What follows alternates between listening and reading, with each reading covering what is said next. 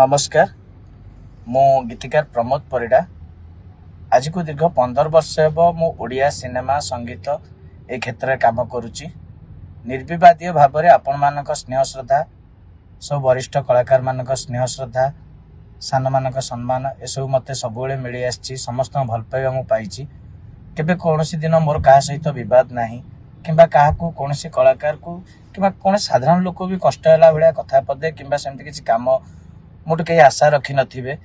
किंतु घटनाक्रम आम ओलीवुड जड़े आगधाड़ी कंठशिल्पी ह्यूमान सागर जी की खूब विवादीय एवं विभिन्न समय से चर्चा रुहति खराब कम गुड़ाई एवं सबू कम को बड़ी जाइए।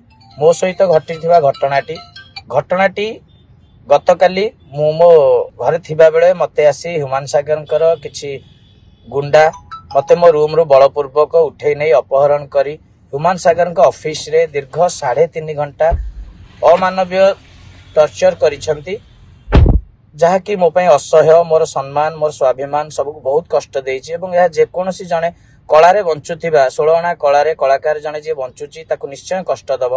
आमर ना सेते भल पारिश्रमिक मिले किछि स्नेह श्रद्धा सम्मान मिले सेतिक हमको बहुत खुशी लगे।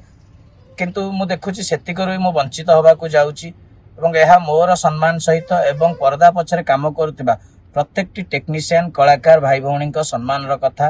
तेणु मु आशा करी मोर ये असुविधा समय गोटे बड़ शक्ति जितेबले से बहुत आर्थिक भाव में सबुथिरे से बहुत सबल एवं से क्षेत्र में मु दुर्बल।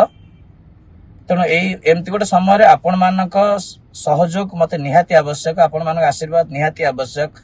मोर यही संग्राम रे आपण माने सामिल हुंतु, मते आगकू नियंतु, मोर सांगरे चलंतु। मु एतिक आशा रखिबी आपण माने समस्ते मो पई स्वर उत्तोलन करिवे। बादामबाड़ी थाना रे घटनाटी वर्तमान विचाराधीन अछि। सबु बंधु माने बादामबाड़ी थाना रे पहुंचवा पे मु अनुरोध करिबी। मो तरफ किछि भी त्रुटि रहितबो मु क्षमा मागुछि एवं आपण मानको आउ थरे प्रणाम जणाउछि। समस्तक सहयोग दरकार, समस्त भल पाइबा दरकार। जय जगन्नाथ, जय कला। अर्श मलकंटक भगंधर पाई नर्क जंत्रणा भोगुचंती कि आयुर्वेद औषध द्वारा संपूर्ण आरोग्य करा बिना इंजेक्शन रे बिना ऑपरेशन रे बिना खारसोत रे केवल खाइबा औषध द्वारा एही सब रोग पाई जोगाजोग करंतु Pushpa ayurvedic clinic and research centre near Barmunda bus stand Bhubaneswar.